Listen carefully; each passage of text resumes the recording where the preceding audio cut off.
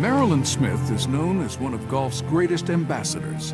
She has traveled the globe to bring the game of golf to people of all ages and nationalities. Born in Topeka, Kansas, Marilynn grew up playing all kinds of sports, and it was her natural athleticism that allowed her to excel so easily at the game of golf.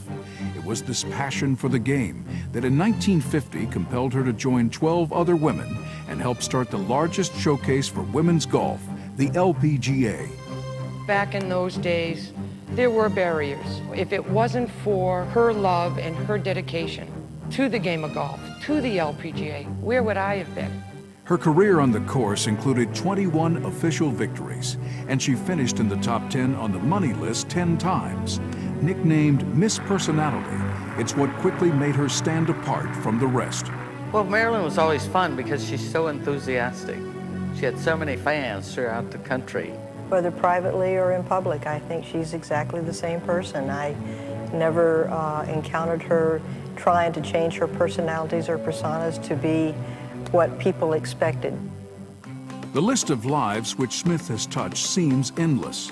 She remains a role model for role models. Marilynn has definitely been an inspiration to me. She just had that kind of attitude that I said, you know, I'd like to have that attitude every day. You were always glad to see her. You know, she was that kind of person where when you saw her coming, you couldn't wait to say hi to her. She was innovative in her teaching, her training, and her thinking. She started the first senior women's professional golf tournament, coordinated numerous charity tournaments, and found time to become the first female television commentator at a men's golf tournament. She's had a great impact on many people's lives, and I think that in itself is what makes her a Hall of Famer, is that she's given back to the game of golf. To present Marilynn for the induction is one of the giants of the game of golf, a woman who has won more tournaments than any other professional player in the game. Yes, even more than these two guys right here in the front row. No offense, boys. She was inducted into the World Golf Hall of Fame. Gary, how many one-handed push-ups have you done already today? Okay, she was inducted in the Hall and continues as a member of the Legends Tour, the official ladies senior tour of the LPGA. Ladies and gentlemen, please join me in welcoming Miss Kathy Whitworth.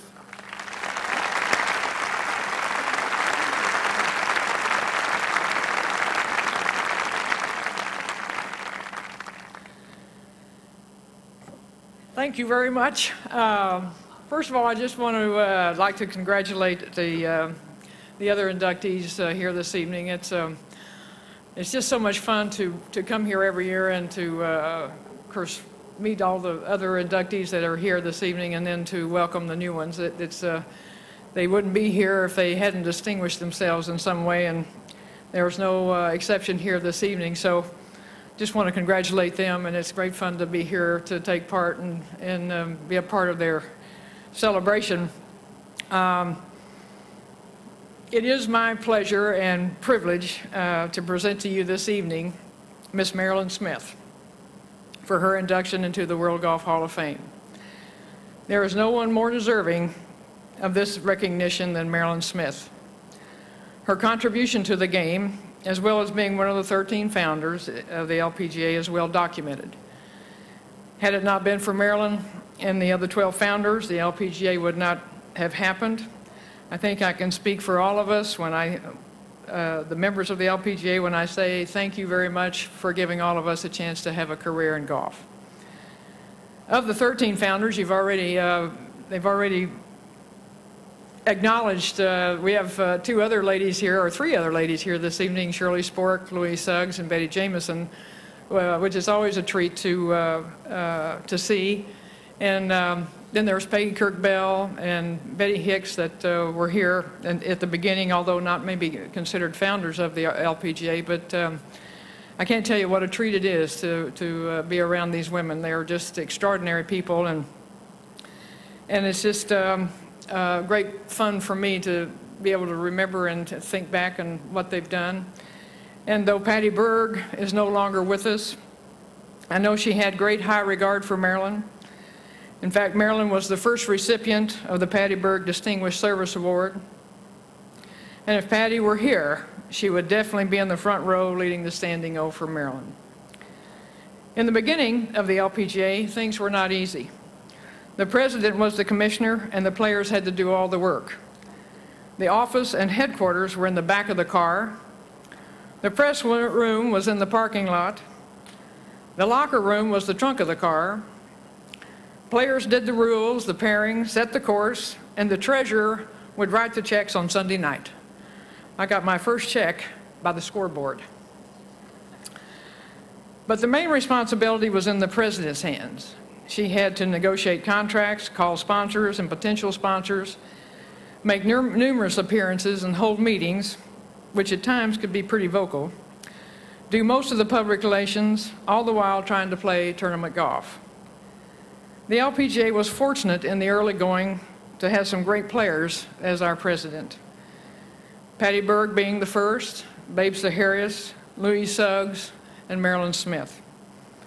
In visiting with different players who were in that era, including myself, all thought Marilyn did an extraordinary job as president, and more than anyone, contributed greatly to the success of this tour. Mickey writes that she always remembers the hours and hours Marilyn would spend on the phone talking to these sponsors, potential sponsors, the press, and anyone else she thought might help the association. You might say Marilyn always went beyond the call. In addition to all she was as president, she did manage to win 21 tournaments, including 2 majors. We will never know how many more tournaments she might have won if all her time had been devoted just to her game. Marilyn turned pro in 1949 and immediately signed a contract with the Spalding Sporting Goods Company, a relationship that would last 27 years. In that span, Marilyn would give literally thousands of clinics going all over the United States and the world. This is when Marilyn began to become known as the LPGA's Goodwill Ambassador. In doing these clinics, Marilyn touched a lot of lives, many of them young women. 2 of those young ladies are here this evening, Sandra Post and Renee Powell, who credit Marilyn for their decision to become LPGA players. Many of us always felt that Marilyn put our best foot forward. She was always a lady, impeccably dressed, wearing a skirt, usually a sweater, and pearl earrings and pearl necklace. I've got my necklace on tonight, Marilyn. Always the necklace. In your honor, I wear mine tonight. Marilyn always had a smile. No matter how things were going, you could always depend on a smile from Marilyn. Some even began to call her Smiley. Marilyn was very friendly and always gracious. When I came on tour in '59, President Marilyn found time to welcome me and my mother. It meant a lot to me then and still means a lot to me now. She was just great. '72 turned out to be a very important year. It was the last year Marilyn would win a tournament, and the first year for the Colgate-Palmolive Dinah Championship. This started an era that some of us refer to as the Colgate years. Not only did Colgate sponsor the Dinah Shore, they took the LPGA around the world. We had tournaments in England, Hong Kong, Manila, Singapore, Australia, just to name a few, and it was a wonderful time. Colgate also asked some of us to do commercials. They asked Marilyn and myself to team up for one. I don't know what they said to Marilyn, but they recommended that I keep my day job. It was great fun, though, and some of the players were quite good. I remember Laura Ball did a toothpaste commercial, and not too bad. In the '70s, Marilyn started slowing down her playing career. However, her support and love for the LPGA and women's golf never slowed. She began to turn her energy toward other venues, such as she helped start the LPGA. In the teaching division, she now started to look for other ways to promote the game. In '73, Marilyn did some TV commentating for the Dinah Shore, the PGA, the U.S. Open, and the Colonial. She organized and conducted 50 Marilynn Smith U.S. and international golf tours, went to Japan for the National Golf Foundation, organized and conducted the first women's senior golf tournament in Dallas, Texas in '87, '88, and '89. I was lucky enough to win that first event, and I'm still wearing the beautiful watch given to the winner. Marilyn is still involved in many charity events from '94 to 2001. She raised money for the Children's Brain Tumor Foundation. She raised money for the Baylor University golf team in '94 and '99. Is currently involved with the Marilynn Smith EWGA Classic, benefiting the Marilynn Smith Scholarship in LPGA's girls golf. As you can see, Marilynn is tireless in promoting the game. She is the Energizer Bunny. A quote from Mark Johnson, the Dallas Morning News: "Though she made some money and won some trophies, what she gave is more than what she took." In 1999, Frank Luska of the Dallas Morning News wrote that the LPGA should reach into its history, find its pioneers, and pay tribute to them while they are still here and can bask in the applause. And so, with your applause, please help me in welcoming Marilynn Smith to the World Golf Hall of Fame.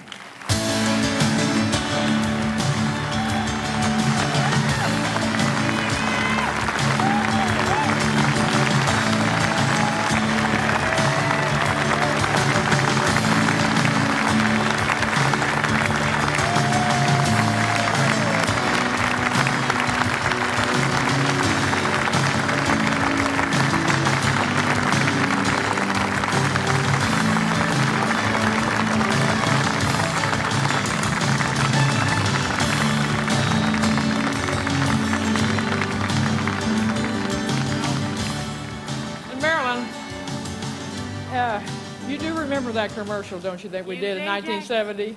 Use Ajax. Boom. Boom. Booming cleanser. Here it is. Oh, you're going to play it? I don't care whether it's a golf game or a cleaning product. To be a champion, you need that competitive edge. And that's why I use Ajax. Now, if I only had that Ajax edge when I played golf. Marilynn, you'd clean up. I can't believe that.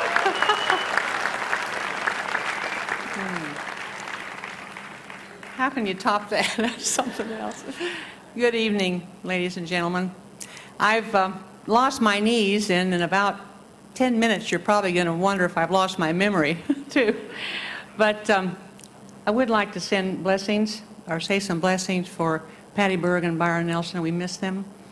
And special prayers for Mickey Wright, who is battling breast cancer, and she's doing great.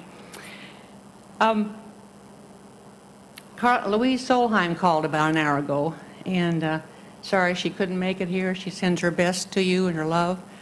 And what a great company, what they've done for golf. It's fantastic. This is a great event, not only for me, but for the Ladies PGA. And I must say, this is the greatest moment in my life, except maybe when I found out that I had a baby sister. Where are you, Gay? Are you here? There you are.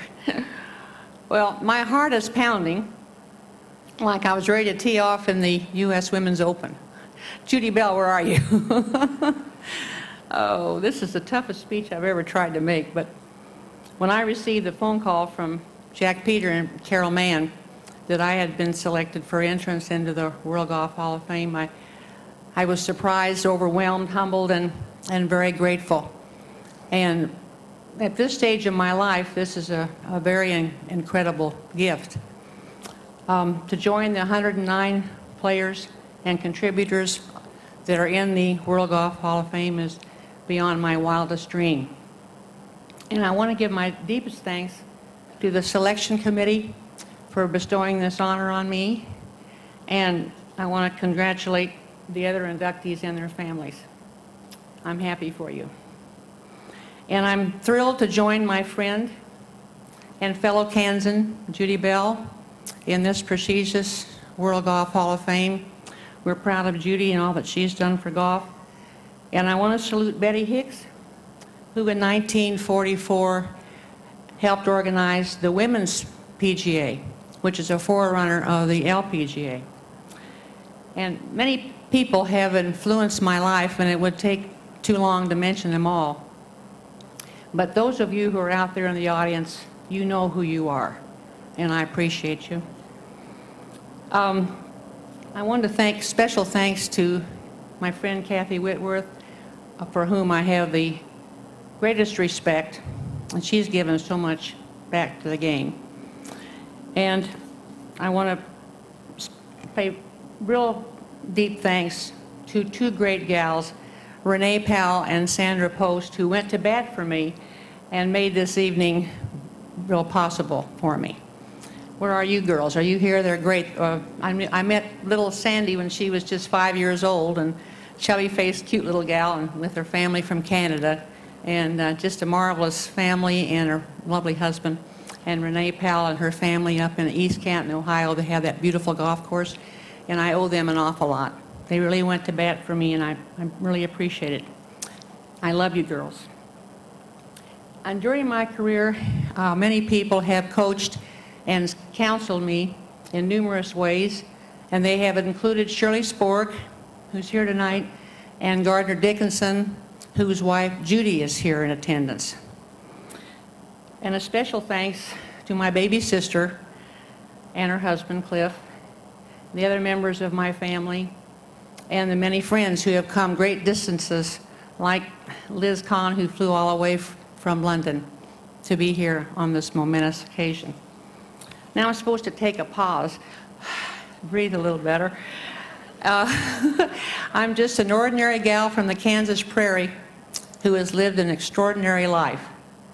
And golf has made it possible for me to travel to all 50 states, 36 countries, to meet 5 presidents, and I've been privileged to play golf with my 2 idols, Stan Musial and Ben Hogan, and also Arnold Palmer, Jack Nicklaus, and Bing Crosby, and of course the Babe, Louise Suggs, Betty Jameson, and Patty Burke.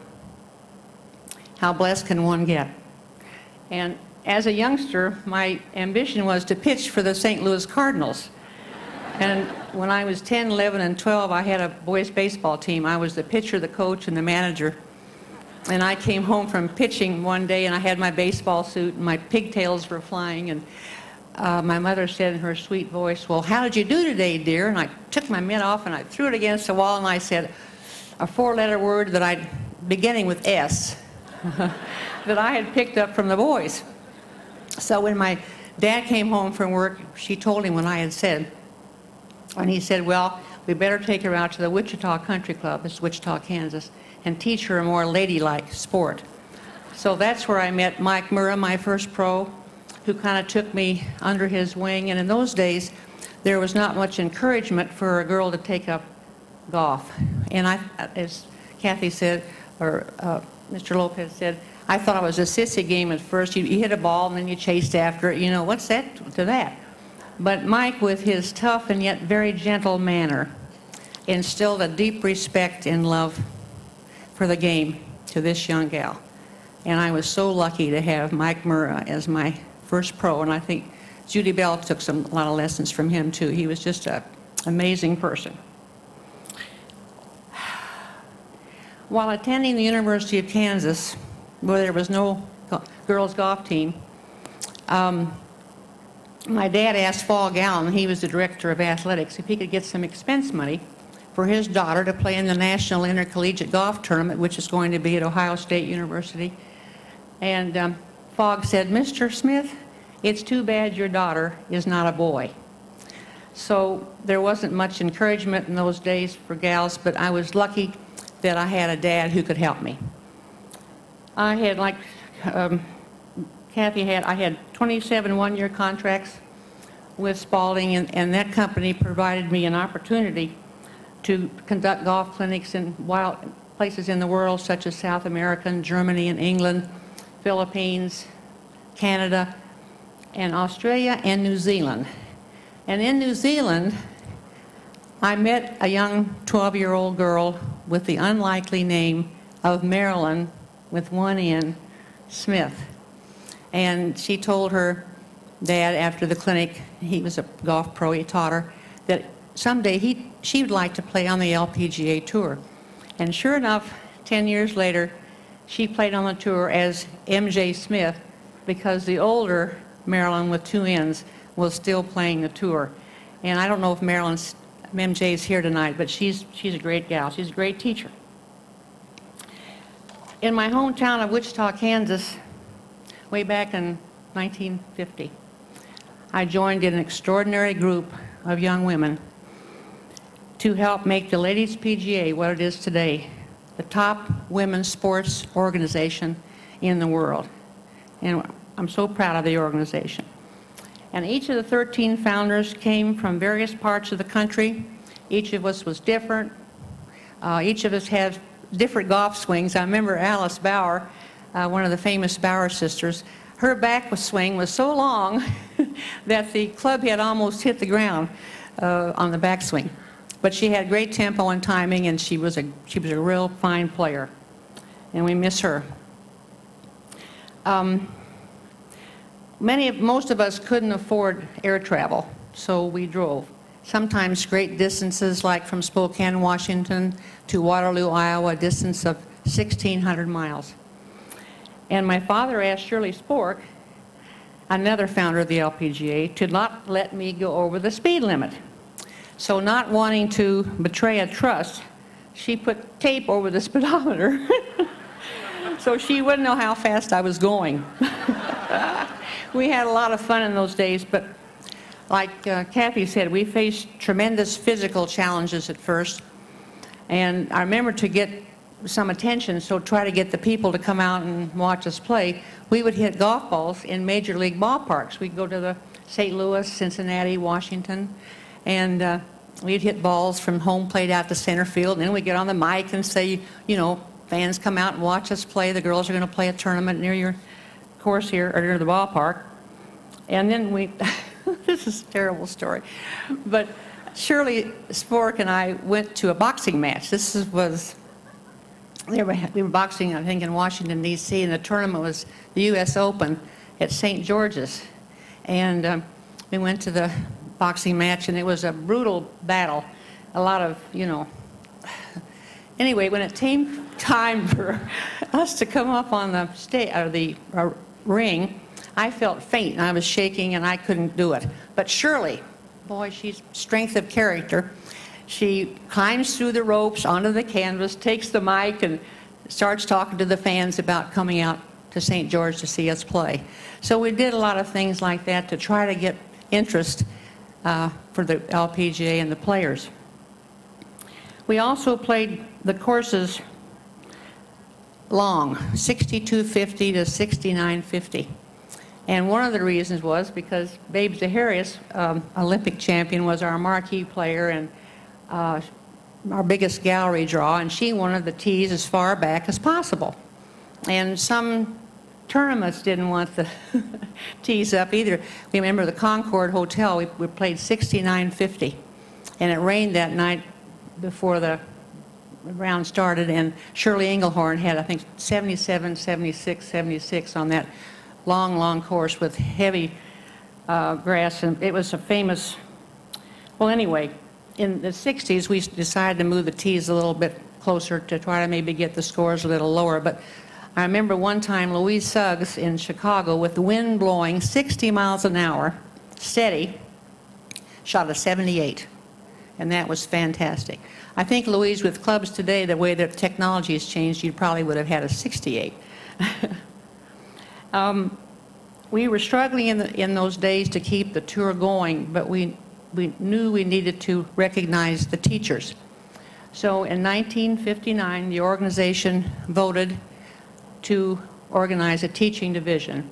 And I have to tell you, that motion passed by just one vote.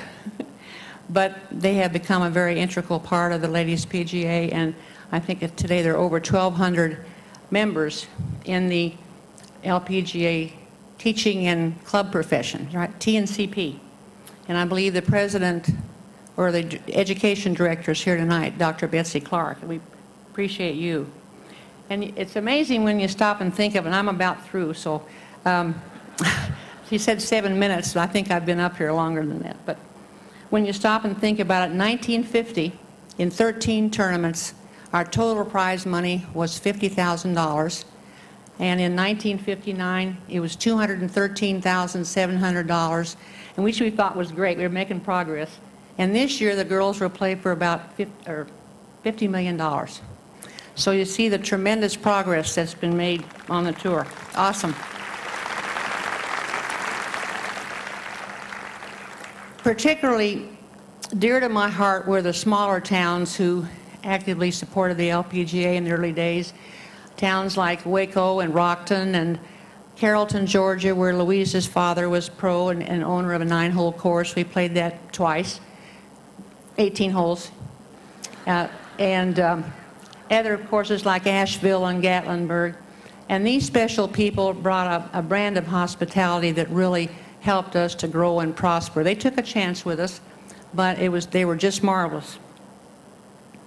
What a fantastic journey this has been for me, to be a part of the process of the change in women's golf. And I'm so honored to be among those in the World Golf Hall of Fame. I can't tell you how happy I am tonight. Family, friends, and events have made up the story of my life, and I am blessed to have many good friends, many of whom are here tonight. God bless you all, and thanks a million. I love you. Thank you.